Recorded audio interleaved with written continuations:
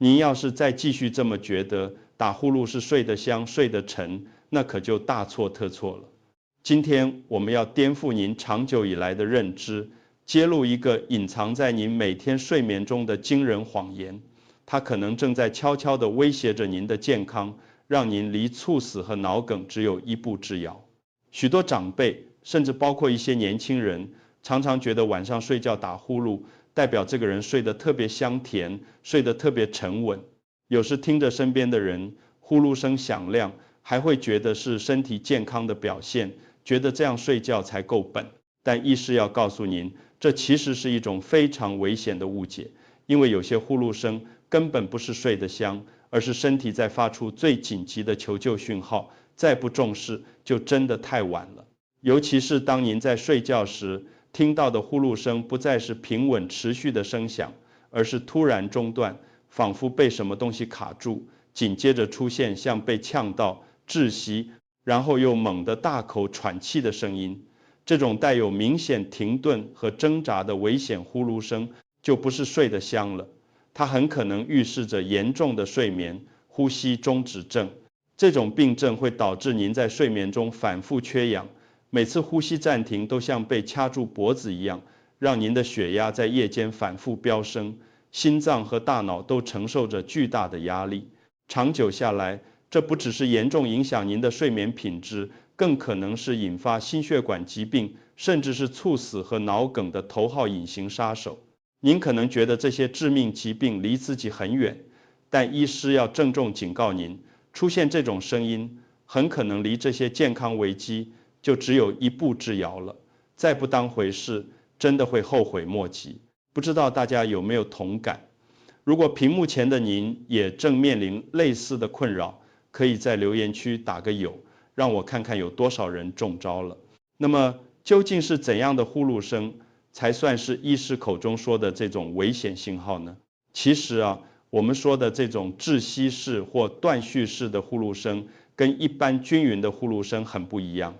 它最大的特征就是声音会突然停下来，像是被什么东西卡住一样。紧接着您会听到一声大力的吸气，或者像是被噎到、被呛到的声音，然后呼吸才又重新开始。这整个过程就像是您的呼吸道在睡着的时候突然间被掐住了。为什么会这样呢？我们睡觉的时候，全身的肌肉都会放松，包括喉咙和舌头的肌肉也不例外。对于一些朋友来说，这些肌肉过度放松，加上舌根、软腠或者喉咙后方的组织比较肥厚，就很容易在呼吸时把原本畅通的气道给堵住了，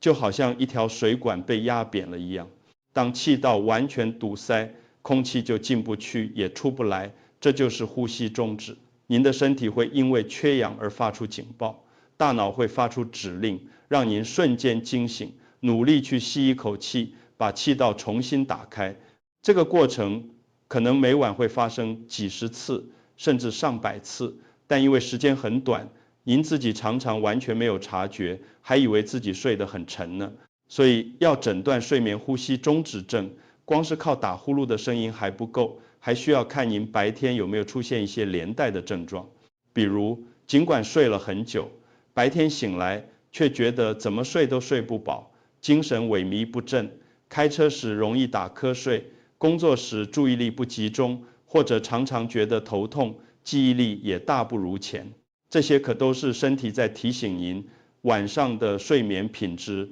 出了大问题。而这种反复的呼吸中止，每一次都像是一场小型的窒息，它对我们身体的初期损伤可是非常 insidious 的，悄无声息的。首先是您的心脏，每次呼吸中止，身体都会缺氧，为了把氧气送到全身，心脏就必须更努力的泵血，血压也跟着飙升。长此以往，您的心脏就像是每天晚上都在跑马拉松，疲惫不堪，心肌会逐渐肥厚，增加罹患高血压、心律不整，甚至心血管疾病的风险。对于大脑来说，每次的缺氧都等于是对脑细胞的虐待。虽然您不会马上感受到什么，但日积月累下来，大脑的认知功能就会开始下降，记忆力变差，反应迟钝，甚至有研究发现，长期睡眠呼吸中止症患者罹患失智症的风险也会提高。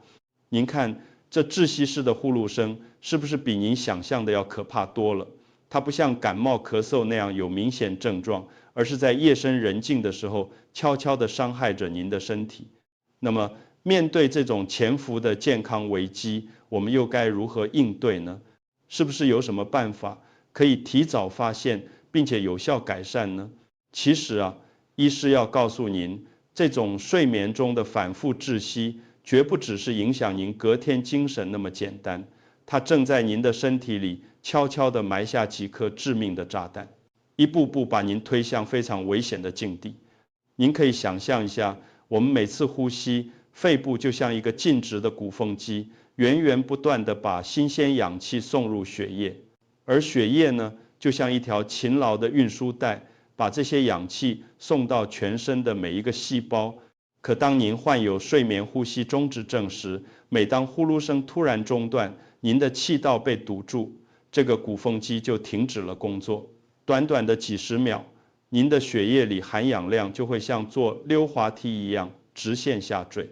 原本鲜红、富含氧气的血液会变得暗沉、缺氧。您的身体就像被迫进行一场又一场的迷你窒息马拉松。每次当身体因缺氧而发出警报时，您的大脑都会被迫惊醒，发出强烈的指令，让您大口喘气。这个自救的过程，同时也伴随着一系列剧烈的生理反应。为了迅速把少量的氧气送到全身，您的身体会分泌大量的压力荷尔蒙，像是肾上腺素。这些荷尔蒙就像是给您的血压打了一针强心剂，让它在短短几秒内飙高，心跳也跟着加速。您可以想象一下，您的心脏每天晚上不是在好好休息，而是在进行一场又一场的跳高比赛，每一次都得把血压从正常点猛地推到非常高的点，才能把带着氧气的血液硬是冲出去。长期下来，这种夜间反复的氧气断崖式下跌和血压猛烈飙升，对您的心血管系统来说，简直就是一场灾难性的磨损。原本健康的血管壁会因为这种反复的高压冲击而受损、发炎，变得又硬又脆，就像是老化的水管一样。当血管变得不再光滑，胆固醇和其他脂肪就更容易附着在上面，形成我们常说的动脉粥状硬化斑块，血管就会越来越狭窄。这直接导致了许多长辈们最害怕的几种致命疾病。首先是脑梗，也就是我们常说的脑中风。当脑部血管因为长期高压受损变得狭窄，加上夜间缺氧时，血液粘稠度会增加，血块就更容易形成。这些血块一旦堵塞了脑部的血管，就会造成脑细胞的坏死。每一次夜间缺氧和血压飙升，都在为您的脑部血管埋下定时炸弹。有研究发现，严重的睡眠呼吸中止症患者罹患脑梗的风险比一般人高出好几倍。接着是心梗，也就是急性心肌梗塞。同样的道理，心脏负责供血的冠状动脉也会受到高血压和血管硬化的影响。每一次呼吸中止，心脏为了泵血，负担都会加重，导致心肌逐渐肥厚。长期的缺氧和高压会让心肌能量不足，心率也容易不正常。当冠状动脉被血栓堵塞，导致心肌缺血坏死时，就是致命的心梗。据统计，罹患严重睡眠呼吸中止症的患者，心梗的风险会大幅增加，绝不能轻忽。而最令人担忧的，莫过于夜间猝死。在极度缺氧和心血管负荷过大的情况下，心脏可能突然出现致命性的心律不整，导致心脏停止跳动。尤其是在凌晨3到5点，人体生理机能相对脆弱，加上长时间的缺氧与高压累积，正是心脏最容易罢工的时刻。每一次的呼吸中止，都像是在玩一场俄罗斯轮盘，而赌注就是您的生命。看到这里，您是不是觉得心里发毛，开始担心自己或家人是不是也有这样的情况呢？别担心，医师接下来就要告诉您，究竟有哪些简单的方法能让您在家就能初步判断，并且提早采取行动，保护自己和家人的健康。其实啊，很多时候我们自己睡着了，根本不知道呼噜声长什么样，但我们身边睡得比较近的家人，尤其是夫妻，就很容易是第一线的观察员。医师见过太多这样的案例，都是枕边人先发现异状，却因为不了解背后的危险性，没有及时干预。就拿我一位老病患林伯来说吧，林伯今年70出头，退休前是位中学老师，身体一直都挺硬朗的。他打呼噜已经几十年了，那呼噜声响亮到整个家里都听得见。林伯太太起初还常跟孩子们说，你们看你爸睡得多香多沉，这才是好福气。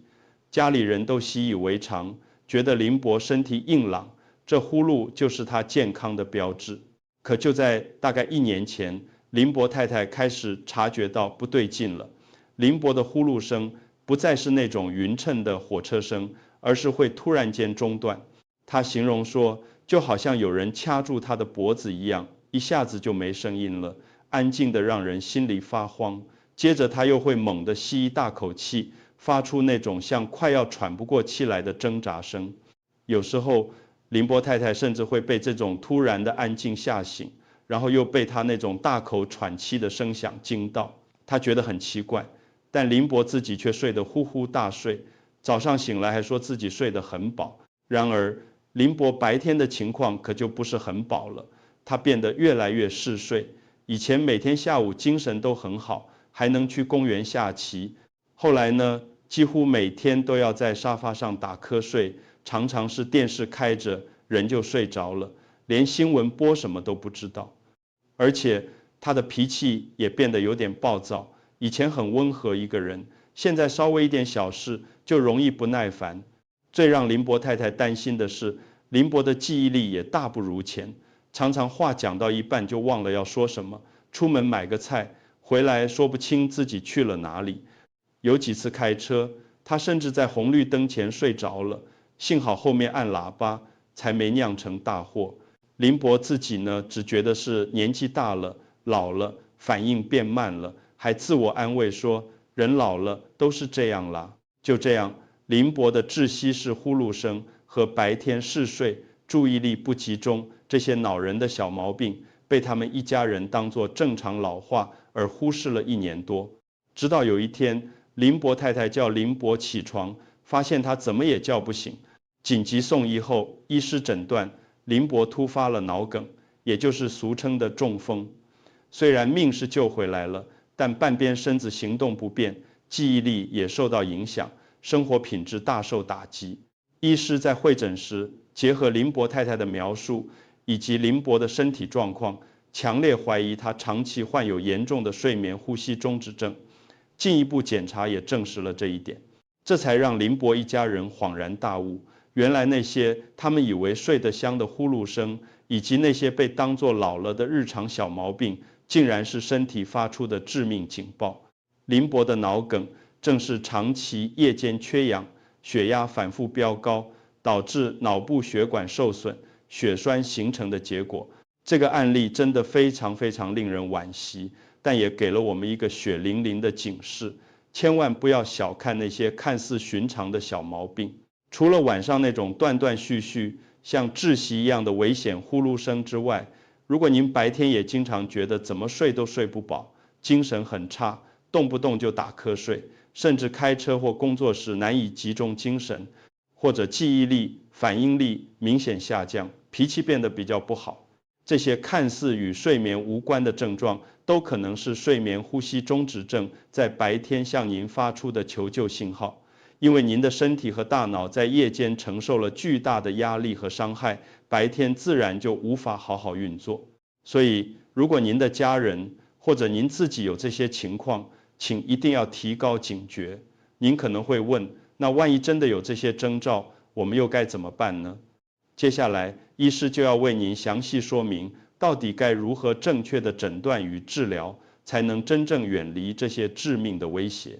那么，究竟有哪些实用的方法能帮助我们改善打呼噜，甚至预防睡眠呼吸中止症呢？医师要给您几个保姆级的居家小撇步，这些都是您可以马上做起来，对身体大有帮助的。首先，最简单也最有效的方法之一就是调整您的睡姿。很多朋友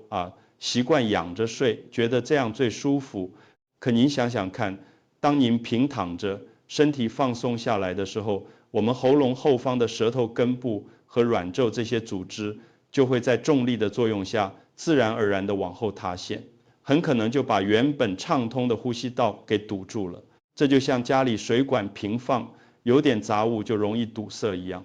所以医师会强烈建议大家尽量练习侧睡。侧睡的时候，由于身体的重力方向改变，舌头和软腠就不那么容易往后掉，气道自然就能够保持比较宽敞、比较畅通了。刚开始改变睡姿可能不太习惯，您可以试着在背后放一个长形的抱枕，或者在睡衣的背部缝一个小网球，这样当您一翻身想仰睡的时候，那个硬物会提醒您，让您不自觉的又侧过来，久而久之就会养成侧睡的好习惯了。别小看这个小小的改变，对有些人来说，侧睡就能显著减少甚至消除打呼噜的现象呢。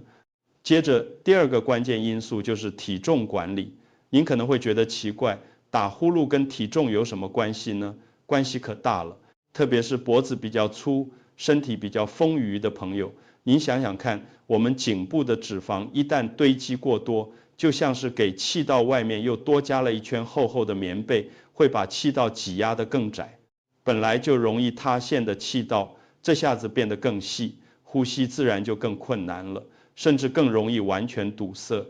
所以如果您的体重偏高，适当的减重，哪怕只是减掉一点点，都会对改善打呼噜和呼吸中止症有非常显著的帮助。许多研究都发现，体重减轻超过5%的患者，他们的呼吸中止症状就能得到明显的缓解。这就像您家的水管外面如果被缠绕了很多杂物，清理掉以后，水流就会更顺畅，呼吸也就会更轻松了。再来就是睡前的习惯了，有些长辈可能喜欢睡前小酌一杯，觉得能帮助入睡，让身体放松。但医师要提醒您，酒精可是一个两面刃，它在让人放松的同时，也会麻痹我们全身的肌肉，包括喉咙和舌头，这些支撑气道的肌肉也会跟着放松。这样一来，本来就容易塌陷的气道，在酒精的作用下会变得更加松弛，堵塞的状况就会变得更严重，打呼噜的声音也会变得更大、更不规律，呼吸中止的风险也更高。所以睡前2到3个小时最好就不要再喝酒了，咖啡因也要避免，以免影响睡眠品质。同样的道理，某些镇静剂、安眠药也可能因为过度放松肌肉而加重气道塌陷的问题。如果您有在使用这些药物，记得要跟您的医师讨论，千万不能自己随意停药或增减剂量哦。那如果您试了这些居家小撇步，打呼噜的情况还是没有改善，或者白天精神依然很差，家人观察到您有前面提到的那种窒息式、断续式的危险呼噜声，那可就不能再拖了，一定要尽速寻求专业医师的帮助。千万不要觉得不好意思或者没时间，您的健康才是最重要的。早期发现、早期治疗，才能避免更严重的后果。医师通常会建议您进行一次睡眠检查，也就是我们常说的睡眠多项生理检查。这个检查可以精准地记录您在睡着时呼吸暂停的次数、时长以及血氧变化，帮助医师准确诊断病情。一旦确诊，最常见且最有效的治疗就是使用正压呼吸器，也就是 CPAP。它会在您睡觉时透过面罩持续送出轻微的空气压力，把您的气道撑开，让它保持畅通，这样您就能一夜好眠，不再缺氧。很多病患用了 CPAP 后都说，以前怎么睡都睡不饱，现在就像换了一个人一样，白天精神100倍，生活品质大大提升。对于轻中度患者，也可以考虑由牙科医师定制的口内止鼾器，它能帮助扩大气道空间，甚至有些严重患者在医师评估后也可能建议手术。总而言之，只要及时诊断，找到适合的治疗方式，睡眠呼吸中止症是可以有效控制的。您就不用再担心夜间反复缺氧以及那些可怕的脑梗、心梗和猝死的风险了。别让一个打呼噜的小毛病毁了您晚年的健康和生活品质啊！那么聊了这么多，医师希望您能清楚地明白，打呼噜真的不是睡得香，它很可能是身体发出的求救警报，告诉您离猝死和脑梗只有一步之遥。千万不要再忽视这个重要的信号了。养好身体，不只是为了自己能够享受晚年生活，更是为了不拖累儿女，让他们能够安心。请您务必重视自己和家人的睡眠健康。如果发现有任何前面提到的危险征兆，一定要立即行动，寻求专业医师的帮助。早期发现，早期治疗，才能真正守护您和家人的平安。如果今天的分享有戳中您的心声，或者让您想起了某位老友，请帮我点个赞，这也是对我们最大的鼓励。欢迎您把影片转发给关心的家人，我们一起守护健康。